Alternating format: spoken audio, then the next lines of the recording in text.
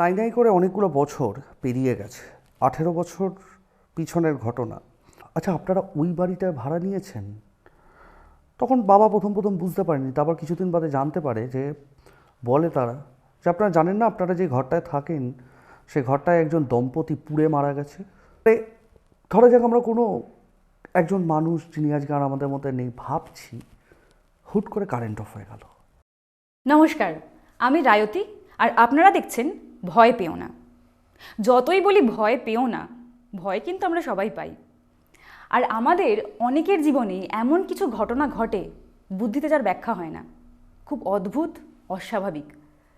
আমাদের এখানে সেরকম কিছু মানুষ আসবে যাদের জীবনে এই রকমই কিছু অদ্ভুত আর অস্বাভাবিক ঘটনা ঘটেছে, বুদ্ধিতে যার ব্যাখ্যা পাওয়া যায় না। আমাদের চ্যানেল যদি আপনাদের ভালো লাগে তাহলে আপনারা প্লিজ লাইক, শেয়ার আর সাবস্ক্রাইব করুন।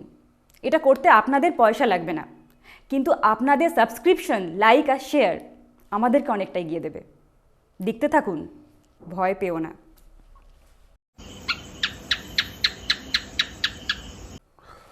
ঘটনাটা 2004 সালের, এবং ঘটনাটা আমার দিদাকে নিয়ে। নাই নাই করে অনেকগুলো বছর পেরিয়ে গেছে। 18 বছর পিছনের ঘটনা। এবং আমার তখন ক্লাস 6। আমি যেখানে থাকতাম জায়গাটার নাম হচ্ছে কালীবাজার। যখন আমরা প্রথম সেই বাড়িতে যাই,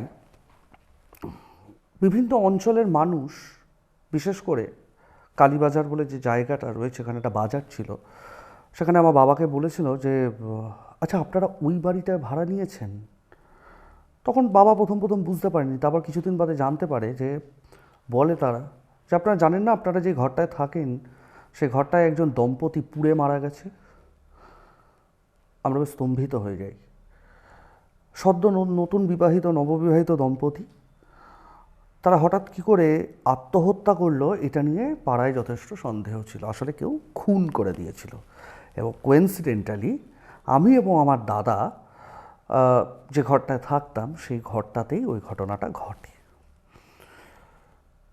মাঝে মাঝে এমন এমন কিছু ঘটনা ঘটতো, সেই ঘটনার সঙ্গে মানে ধরা যাক আমরা কোনো একজন মানুষ যিনি আজকে আর আমাদের মধ্যে নেই ভাবছি, হুট করে কারেন্ট অফ হয়ে গেল, সঙ্গে সঙ্গে এই ঘটনাটা ঘটত। তো 2004 সাল, আমার দিদার বাৎসরিকের জন্য আমার মাসি, ছোটো মাসি এবং আমার বোন আসে। আমি, আমার মা, আমার মাসি এবং আমার বোন, আমরা হঠাৎ ভাবলাম যে যেটা বাৎসরিক একটা কাজে, শ্রাদ্ধের কাজে যখন একটা খাবার দেওয়া হয় না, আমার মা আর মাসি মিঠু, আমরা আমার ছোটো মাসিকে মাসি মিঠু বলি, মাসি মিঠু সাধারণত কী করতো যে এরকম প্রত্যেক সেই দিনে যেদিন মারা গেছেন আমার দিদা বা আমার দাদু, সেদিন খাবার দেয়। তো সেটা প্রথম বছর ছিল। যথারীতি খাবার ছাদে দিতে গেছে, এবং আমরা যে বাড়িটায় থাকতাম তার পিছনে প্রায় 2 কিলোমিটার লম্বা বড় ডোবা ছিল, একদম ঘুটঘুটে অন্ধকার যাকে বলে। একটা ছোট্ট মোম তখন খাবারের সঙ্গে আমরা নিয়ে গেছিলাম। আমার মাসিমুটুর একটা স্বভাব ছিল যে যে কোনো জায়গায় গেলেই আগে ক্যামেরাটা নিয়ে যেত। একটা তখনকার সময় যে ক্যামেরা, মানে 2003 সালে, মানে ওই কোডাকের যে ওই ক্যামেরাগুলো হয় না, ওই যে ক্লিক করে শাটারের মতো। তো আমরা সবাই জানি যে সেই ফিল্মওয়ালা সেই সমস্ত ক্যামেরা এখনকার মতো উন্নতও নয়, কিছুই নয় যে একটা ওরকম সামান্য একটা আলোতে কী আর ছবি উঠতে পারে। তো তবুও ক্যামেরাটা নিয়ে গেছিলো। এবার খাবারটা দেওয়ার পর ওই 1 টাকা দামের ওই ছোট্ট পাতলা মোম, সেই মোম জ্বালায়। যথারীতি আমরা 4 জন বিয়েতে ছাদের মধ্যে বসে আমরা বলছি, আমার দিদার কথা স্মরণ করে সেই খাবারটা খাওয়ার কথা বলছি। এমন সময় আমার মাসি মিঠু বলল, একটা ছবি তুলি চল। কী হবে, ঠিক আছে, ওই ছোট্ট পাতলা মোম টিম টিম করে জ্বলছে, কিছুই হয়তো আসবে না, ছবিটা তুলি। এবার আমরা জানি যে আগে এরকম ছবি তুলে এরকম ফিল্মটা দিতে হতো, 7 দিন বাদে তারপর ইয়েতে ছবির ইয়েতে দোকান থেকে তখন ফোন আসতো যে আপনার ছবিটা হয়ে গেছে, আপনারা নিয়ে যান। আমার মাসিবিটুর বাড়ি ছিল যে পাটুলিতে, আর আমরা থাকতাম হচ্ছে কালীবাজারে। 7 দিন বাদে, এবার যথারীতি 7-10 দিন বাদে এরকম যথারীতি ফোনটা ইয়েতে করেছে আমার ইয়েতে মাকে, এবং আমরা যথারীতি ওই ঘটনাটা যে ওরকম তুলেছিলাম একটা কোনো ছবি টবি, আমরা মোটামুটি প্রায় সবাই ভুলে গেছিলাম। এইবার হঠাৎ আমার মাসি বেশ খুব উদ্বিগ্ন হয়ে মাকে বলছে যে এই মেজদি, তুই আজকে তো আমাদের বাড়িতে আসতে পারবি? তখন বলছে যে হ্যাঁ মানে কী হয়েছে বলতো, এরকম বলছে আয় না তুই, ইয়েতে তোকে একটা জিনিস সাংঘাতিক একটা ঘটনা ইয়েতে দেখাবো। আমার মাসি বেশ মানে রীতিমতো বেশ ইয়েতে আতঙ্কিতর মতো করে ফোন করেছে, এবং মা যথারীতি বলেছে। এবং আমাদের সেই সময় বিকেলবেলা, এখন তখন মানে তো এখনকার বাচ্চাদের মতো অত ব্যস্ততা ছিল না, তো মাসির বাড়িতে যাব, বেশ আনন্দ। এবার যথারীতি আমরা রেডি হয়ে চলে গেছি।